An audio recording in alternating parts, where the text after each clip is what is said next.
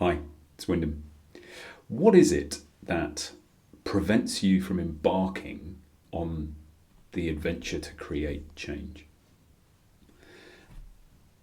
There are lots of things that prevent us from facing the uncertainty of change. So I'm not going to list them all. One, I don't know them all.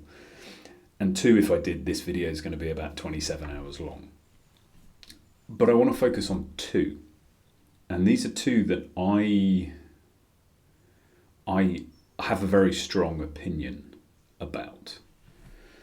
And they are capability and worthiness. Reflect back on my own life for the 20 years I was stuck in a career I didn't really want to be in. And the biggest challenge I faced was a capability one, or rather the impact of a lack of capability. I couldn't get my head into a space that I was able to persuade myself that I was able to create change. I'd been stuck in what I'd been doing. I'd fallen into my career in sales and I'd been stuck and felt hemmed into that career for 20 years. And at that point, one, I didn't know what else to do. And overriding all of that was a deep sense of, I don't think I can do anything else. And that is paralyzing to the extreme. Underpinning all of that was a deep sense of lack of worth. Confidence was shot to bits. Externally, I don't think people saw that. But inside, you meet those people who turn their hand to anything. That, for me, I believe, is driven by a deeper, depends on the individual actually, a deeper self-confidence or a deeper fear that by not doing it, it's somehow worse than doing it. For me, it was lack of confidence. I genuinely was terrified of trying and failing.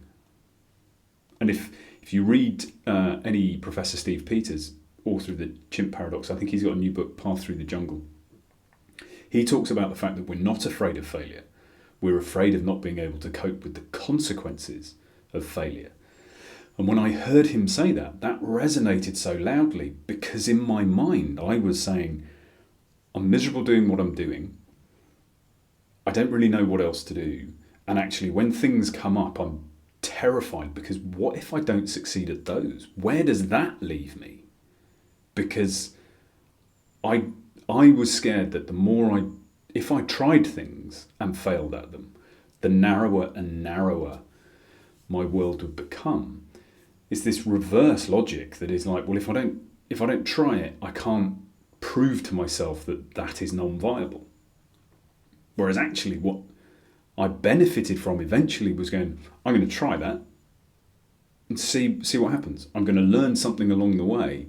And when I get to the point where I'm qualified in whatever it might be, or I've tried whatever it might be enough times, that I can tell myself, actually, you know what, that isn't for me, then actually the world doesn't narrow its opportunities. What I want to do starts to come into focus. I'm taking this broad spectrum, 180 degrees, I could do anything I really want to do. And I'm going, okay, well, let's start chipping away of that great range of things. Let's start chipping away and taking away the things that we don't want, that we've tried and realised are not for us. So that capability piece is such a critical one.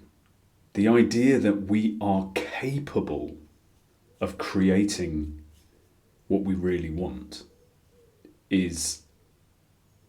can seem daunting, especially when we don't know what it is. When we don't know what it is that we really want, then our brain goes, well, how do you know you're capable of it? And typically our minds take us to a straw man argument. They take us to something extreme. I've spoken previously about my own mindset would say, oh, so I could be Prime Minister, could I? I could be a brain surgeon, could I? To which every part of me would say, no. And in doing so, I would disprove this idea that I was capable of creating what I really wanted. It was only many years later that I realised I never really wanted to be Prime Minister or a brain surgeon. So they were false arguments that layered on more reasons for me not to try. Its capability is massive. And at the end of all of my connection calls and coaching calls, I give my clients two absolute truths of mine. And one of them is, you are 100% capable of creating what you really want. Now, I believe that with every ounce of my essence, with every atom in my body. The challenge is not your capability.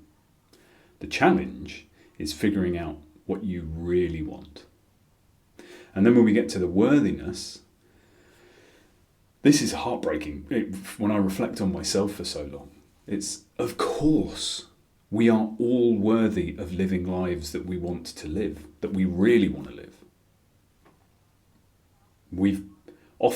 Many of us have been conditioned either by other people or by the stories we tell ourselves that we're not worthy of it. That actually what we have, we should be grateful for what we have. As a society, we have sayings that reinforce that. Or, don't rock the boat. You should be grateful for what you have. As if anything more would be an abomination. It's not true. It's absolutely not true. So the second belief, truth that I hold, is every single one of you, every single one of us, is worthy of living the life you really want to live. Excuse me. We've got a sunny day for the first time in weeks, and nature has taken this opportunity to impact my sinuses. So, two points on a roundup here.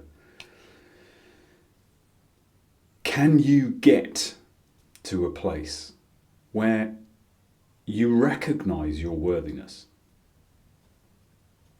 That actually, if you're trudging through and forcing your way through this thing that you don't want, whatever part of your life that might be, that actually you are worthy of something better. That it isn't, well, somehow I deserve this misery. You don't. You are worthy of something more, of something better.